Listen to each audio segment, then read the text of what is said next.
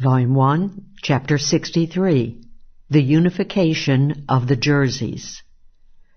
During the crisis years of the Glorious Revolution, both the Jerseys at last rested peaceful and content. The Dominion bureaucracy had gone, and the respective sets of proprietors did not dare to stir, lest their grants be revoked by the Crown.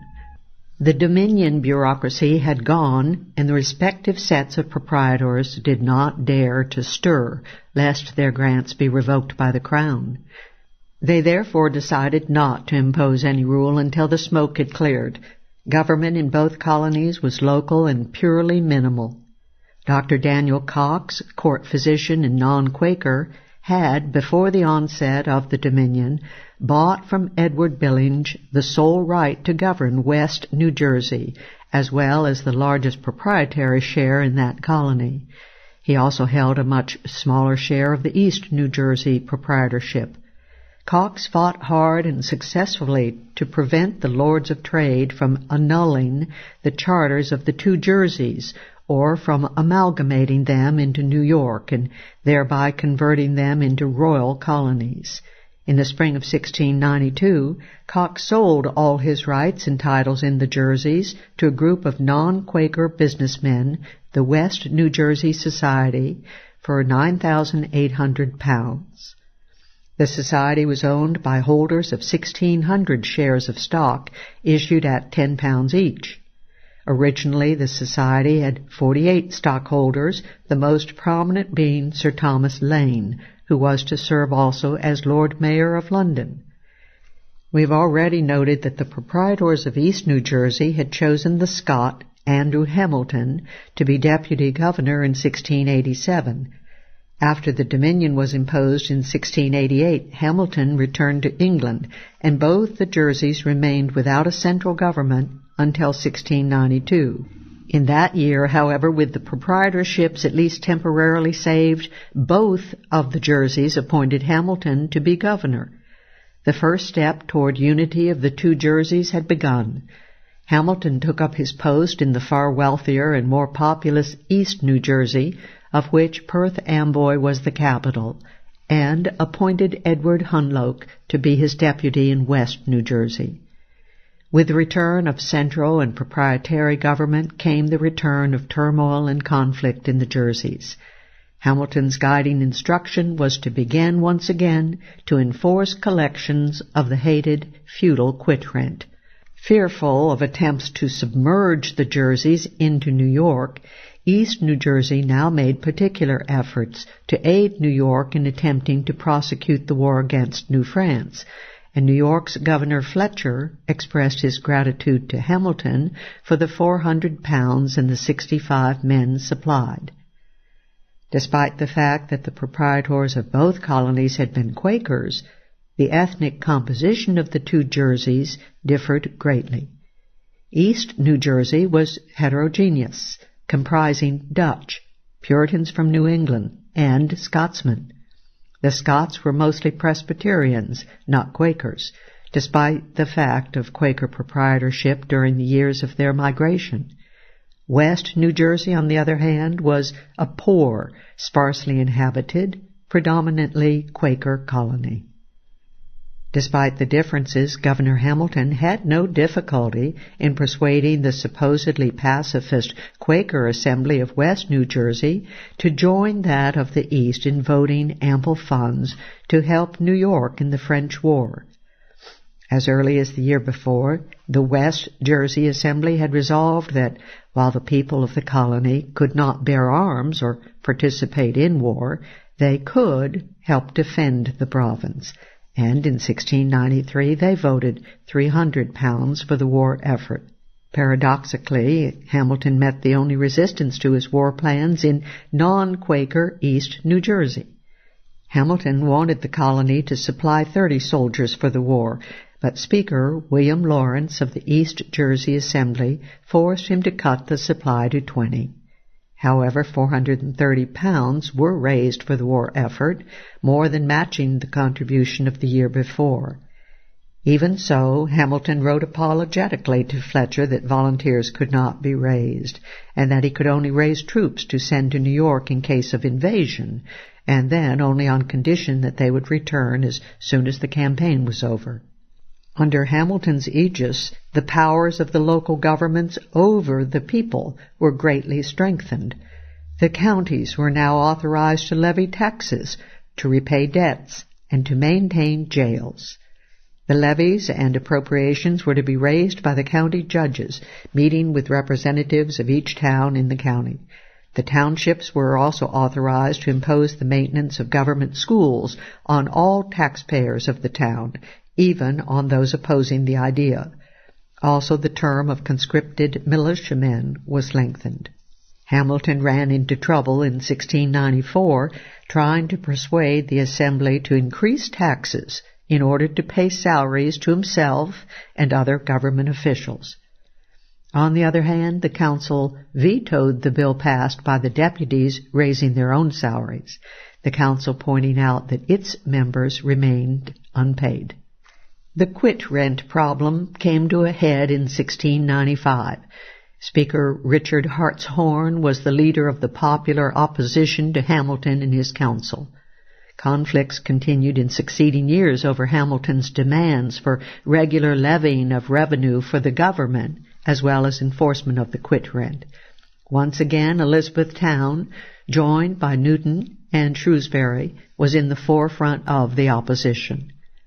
The landlords took the quit-rent cases to the courts, and after the juries, in the words of the proprietors, being all planters, gave a general verdict against their proprietors, the judges arrogantly reversed the jury's decisions. On appeal of the cases to England, the claims of the proprietors were years later rejected by the Crown. The proprietary claim to quit rents had been finally rejected. As soon as the first of these cases had been so decided by the Crown in 1697, 65 citizens of Elizabethtown immediately petitioned the King for an end to the tyrannical proprietary government that persisted in exacting tribute for lands rightfully theirs. At about this time, however, a grave new threat arose to plague the owners of landed property in East Jersey.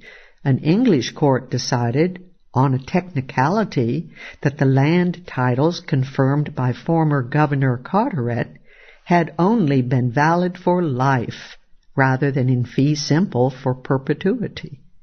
Hamilton now offered to reconfirm the absolute land titles, but only at the price of paying the large backlog of arrears in quit rents. In 1697, Andrew Hamilton was removed as governor in both Jerseys. Under the general interpretation of the Navigation Act of 1696, all Scotsmen were removed from positions of public trust in the colonies.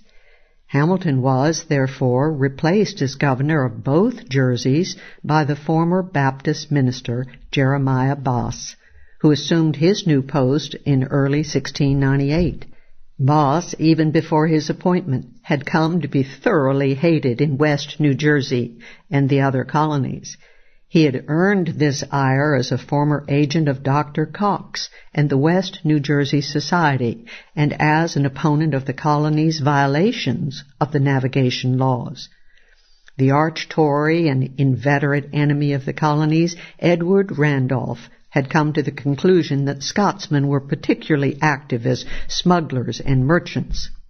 He therefore inserted a clause into the Navigation Act of 1696 to keep them out of public office in the colonies. Boss was known as one of Randolph's clique of prerogative men, and he schemed at London to use the clause to oust Hamilton and obtain the post for himself. At first, conflict between Boss and the people of East New Jersey was not widespread or intense. The people and the proprietary were jointly engaged in another chapter of continual struggle with New York, winning for Perth Amboy the right to be a free port, unhindered by New York regulations. Using the external dispute as a method of mobilizing support, Bos managed to induce the Assembly in the spring of 1699 to increase taxes sharply, with new taxes being levied on a wide variety of property. The new tax burdens stirred up widespread opposition in East New Jersey. A Newark town meeting denounced the tax and warned that there was no guarantee that the money would be used for the announced purposes. Anyway, there was clearly no danger of invasion from New York. The Newark meeting resolved unanimously not to pay the new tax and to resist its collection. Led by young Lewis Morris II, a counselor and merchant, later Chief Justice of New York and Governor of New Jersey, the towns of Newark, Elizabethtown, Perth Amboy, and Freehold joined to protest to the proprietors against the rule of Bos. They also specifically attacked a resolution of the lower house of the Assembly praising the Bos administration. Morris indeed had challenged Bos's rule from the beginning, denying the authority of the Bos-appointed court. Fined for contempt, Morris managed to escape from prison. He continued relentlessly to challenge the basis of proprietary rule.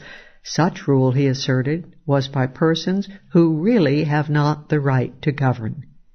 He also denounced the quit rent as an unjust tax upon us and our heirs forever. Morris was now, in April 1699, charged by the council with seditious assembly, with intent to subvert the laws, and with malicious and reproachful words against Governor Bos. In May, a grand jury indicted Morris, along with Surveyor General George Wilkes and Secretary Thomas Gordon, for stirring up opposition in the towns to the taxes levied in March. The next day, a large group from Elizabethtown attacked the jail holding Morris and the others, and freed the eminent prisoners. Among the leaders of this revolutionary attack were such well-known citizens as Justice Benjamin Price, Isaac Whitehead, and Jonathan Ogden, Jr. By this time, Bos had left for England to discuss the dispute with New York. Andrew Bown now ruled as deputy governor. Shortly after their coerced release from prison, Morris and Wilkes called on the council to yield and send an armed sloop against Perth Amboy, firing guns by way of defiance to the government. Bown and the Assembly decided to order the suppression of the insurrection in the province, but the Assembly realized that virtually the whole province opposed the new taxes, and the bulk of its members walked out in protest against them. Only placid Bergen County was not in a state of rebellion. With this kind of opposition in the Assembly, reinforced by the proprietor's decision to appoint the revolutionary Thomas Gordon as Attorney General of the colony, Bown did nothing to enforce the Tax Act or to suppress the insurrection. Morris's rebellion had succeeded, for soon after Bos returned from England in the summer of 1699, Andrew Hamilton was reappointed governor of the Jerseys. Scotsmen, it was now ruled, were able to hold office in the colonies, and the proprietors seized the opportunity to reappoint Hamilton and end the calamitous regime of Bos. If Governor Bos precipitated conflict and oppression in East New Jersey, his rule over the Quaker colony of West New Jersey was a veritable reign of terror. Hamilton had left West New Jersey alone. As a result, the Quakers' largely libertarian society was not confronted, as in previous years, with the threat of proprietary despotism. As soon as Bos took power, however, he imposed a program of reactionary change upon the colony. Virtually his first act was to oust the previous council and the judges, and to fill their post with his friends and favorites, almost all non-Quakers. The Quaker lower house tried to oppose Bos's accession to power, whereupon he promptly began to throw them into prison. Peter Fretwell, former treasurer of the colony, was jailed by Bos for not acknowledging the government. Furthermore, the great leader of the liberal forces in West New Jersey, Speaker of the House Samuel Jennings, was arrested in the spring of 1699 for saying that Boss's commission as governor was illegal and for slandering one of Boss's appointed councilors as a papist. 3 of the new councilors, indeed, published a book denouncing Jennings as the key to the seditious opposition. They wrote, "Samuel Jennings, being the leading man of that party, now sings his old song over again, and affirms the government to be in the people, thereby encouraging and exciting the people to rebellion against the present governor, and other their lawful rulers, to the great obstruction of the peace and property of the province." Fretwell and Thomas Gardner, furthermore, were indicted for setting the province in a flame, but they refused to appear for their trial. Rebellion did indeed burst forth in Salem, where the government was resisted, and the Boss-appointed magistrates expelled from the town. But the governor sent in 50 soldiers, and was able to suppress the rebellion. Boss found, however, that he could not suppress the voices of his opposition. Samuel Jennings, undaunted, not only organized a giant anti-Boss petition, but also broadened his attack to include the whole proprietary regime, particularly for violating the rights of liberty and self-government that had been granted to the people in the old concessions. Andrew Hamilton returned as governor in December 1699, only to find both colonies in a state of outright rebellion. In West New Jersey, the Boss Puppet Council was unceremoniously removed, and the revolutionary leaders returned to their posts. Jennings to Speaker of the House, Fretwell to Treasurer, Gardner became King's Attorney. But both Jerseys were now in the midst of a revolutionary situation, and a mere change of governors was no longer enough to appease the popular opposition. The spark for the rebellion in both colonies was the increase in taxes, and a mere change of personnel would not be enough to relieve the situation. To Lewis Morris and the people of East New Jersey, only the liquidation of the proprietorship would suffice to end the rebellion. The proprietors were indeed negotiating with the Crown for surrender of their right to govern, though not of their land claims. However, proprietary government continued in the meanwhile until the Crown's decision should be made. But the revolution roared on. In March 1700, justices of the Middlesex County Court, all councilors, were barred from the courtroom by a rebellious crowd led by Edward Slater, one of the main leaders of the rebellion against Carteret nearly 20 years before.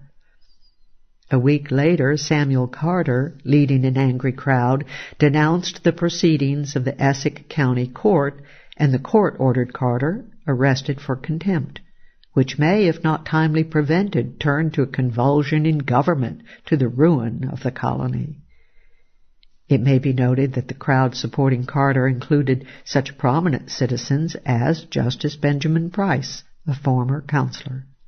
By July, however, Lewis Morris had betrayed the revolution he had led, and now shifted vigorously to the other side, returning to the council as Hamilton's appointee for president. Morris wanted everyone to submit to the governor. Soon Morris had an opportunity to betray his own neighbors in Monmouth County. The newly appointed sheriff, the Scotsman John Stuart, was on a rampage in the county, jailing rebels. Friends of those about to be arrested thereupon attacked Stuart and forced him to flee. Learning of a plan to free one of the captured men, Morris informed Hamilton, who appeared with an armed troop and then demanded the surrender of 2 of the opposition leaders, Richard Salter and John Bray. But the free men of Monmouth County by now numbered 6-1 against Hamilton and Morris. Aroused, 100 citizens of Middletown, armed with clubs, marched to confront the governor's force. A compromise averted an armed clash when the prisoners agreed to put up bail as security for good behavior. The renegade Morris had been given the task of suppressing the rebellion, and his unpopularity was assured when he threatened to drench the colony in the blood of the rebels who did not yield. With Morris ordered to seize Salter and Bray, Monmouth, Middlesex, and Essex counties conferred to decide their next move. They decided to resist Morris's power and to seize, arrest, and incarcerate Hamilton, Morris, and Councillor Samuel Leonard until the Crown made up its mind on the future of the colony. Town after town rose in revolt against arbitrary arrests. A grand jury of Monmouth County soon indicted 16 men, including Salter and Bray, for riotous assembly and assault of Sheriff Stewart. But the rebels remained undaunted. In September, the Essex County Court at Newark had its proceedings interrupted by Samuel Carter, who challenged the authority of the court. The constable ordered to seize the prisoner was himself assaulted by the rebels.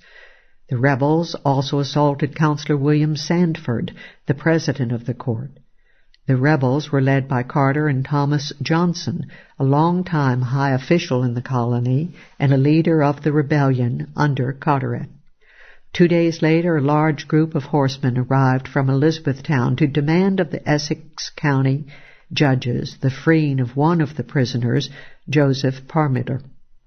Led by Samuel Carter and Samuel Whitehead, the rebels, on being refused, seized the sheriff and forced him to free Parmiter.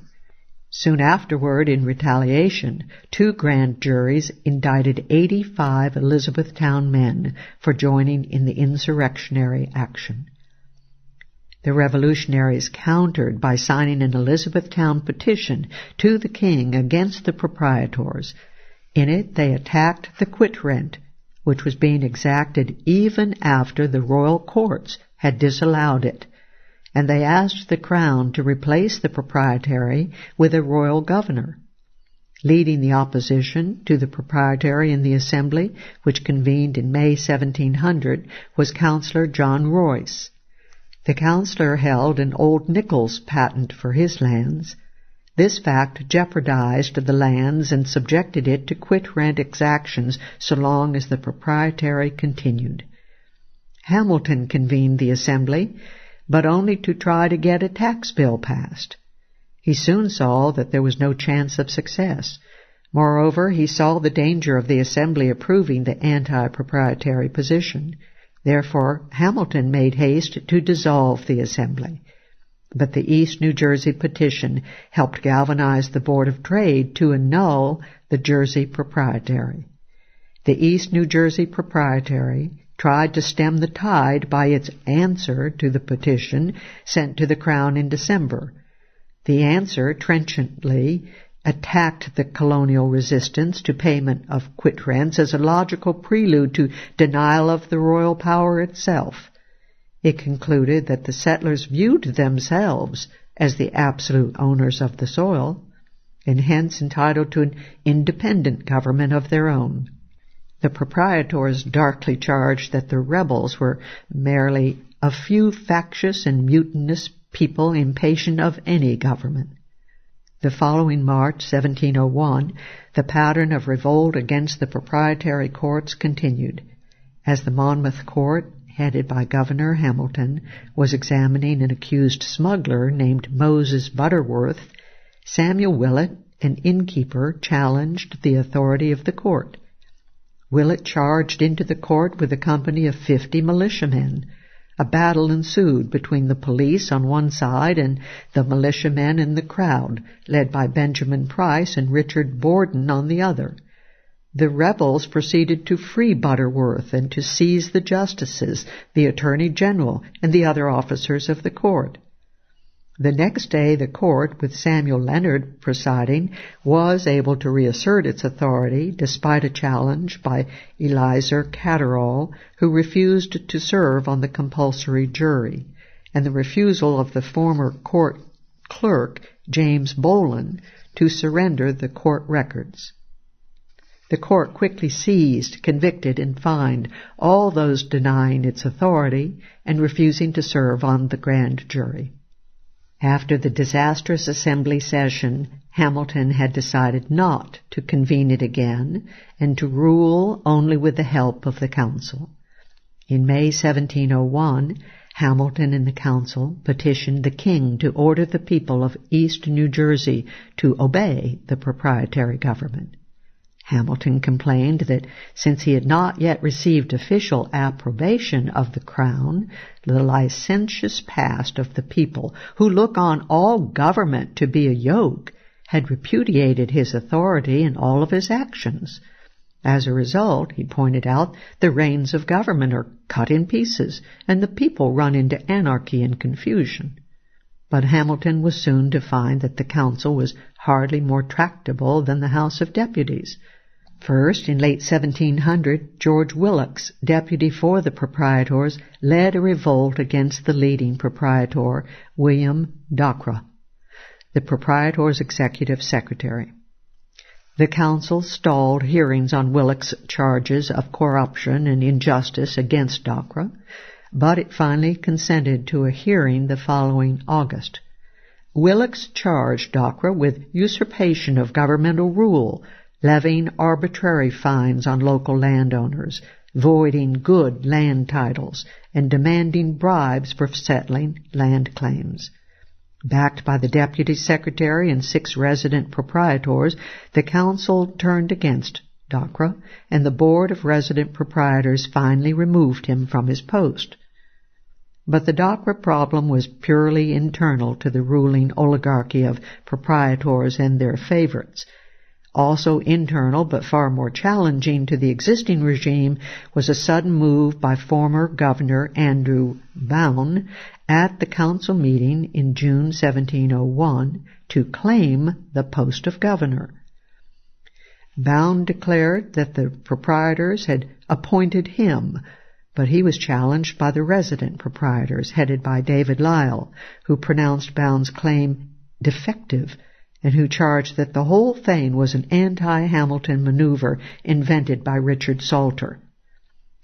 Bown's claim was also backed by William Dockwra, who was evidently taking the opportunity to try to oust a regime that had already turned against him.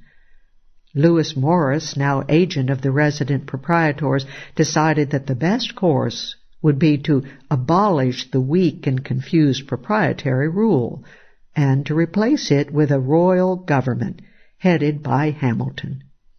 In that way, Hamilton and the ruling oligarchy in East New Jersey could end the permanent rebellion and entrenched themselves in power, backed by the might and prestige of the royal government. As rebellion settled into a permanent state, the Tory advisers of the colonies began to offer their solutions. Edward Randolph, in February 1701, advocated not only the end of proprietary government, though not of its land claims, but also the annihilation of the Jerseys.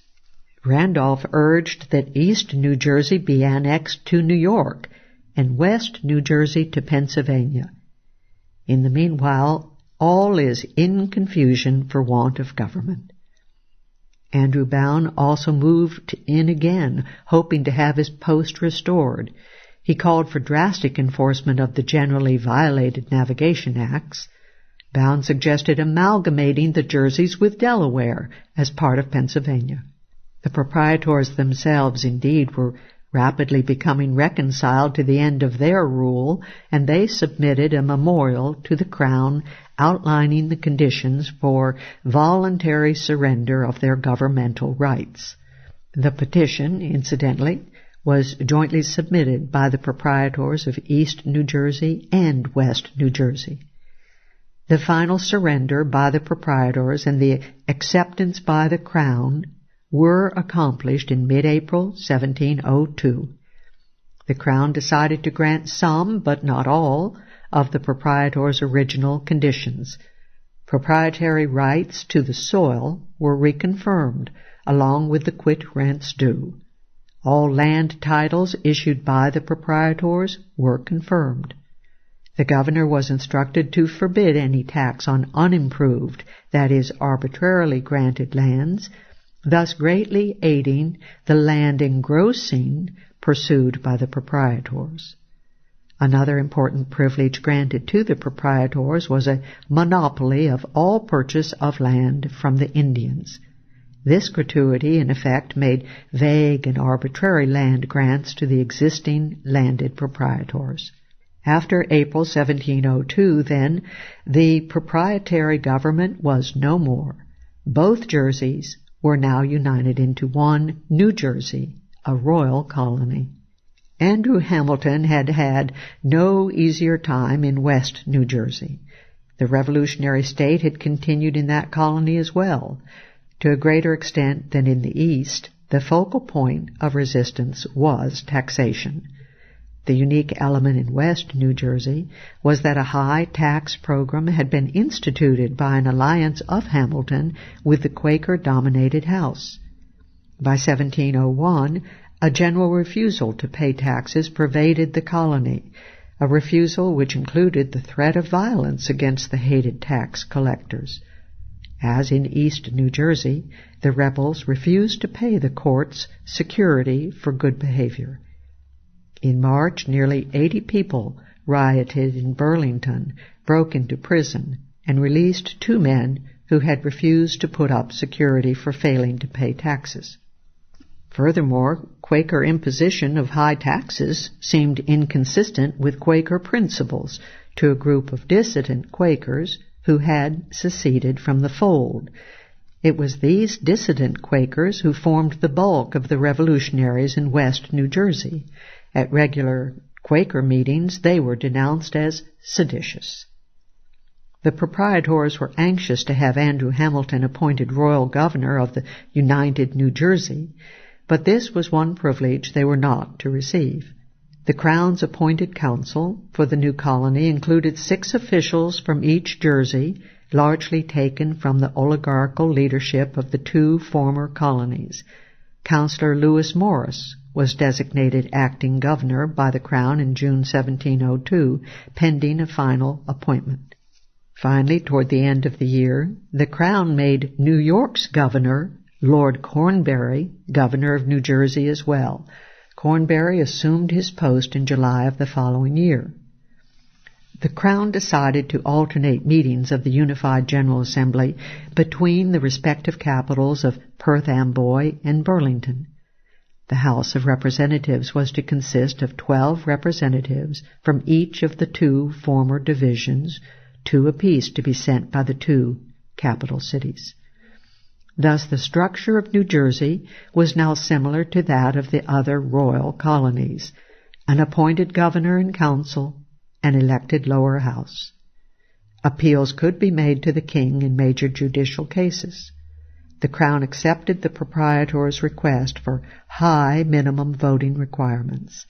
Voters had to own at least 100 acres, and representatives 1,000 acres. Lewis Morris had warned that without the latter requirement, those persons of best estate and the proprietor's interest would be at the disposal of the tag, rag, and rascality. In short, the property qualification was a method of attempting to secure control of even the assembly by the proprietors. In addition, the people lost the right to have a regular annual assembly. The rights to call and dissolve the legislature and to appoint judges and courts were lodged in the royal governors. But the crucial rights, those of levying taxes for support of the government, remained with the assembly. Also granted were more worthwhile requests of the proprietors, for example, permitting Quakers to avoid taking an oath of office. Religious liberty was also granted to every one but Roman Catholics, continuing the East New Jersey policy passed under the Law of Rights and Privileges of 1698. But this provision was a mixed blessing. From the time of the original concessions, at the outset of the colonies, both Jerseys had enjoyed extensive religious liberty. By its discrimination, the new proviso was a setback for the Catholics.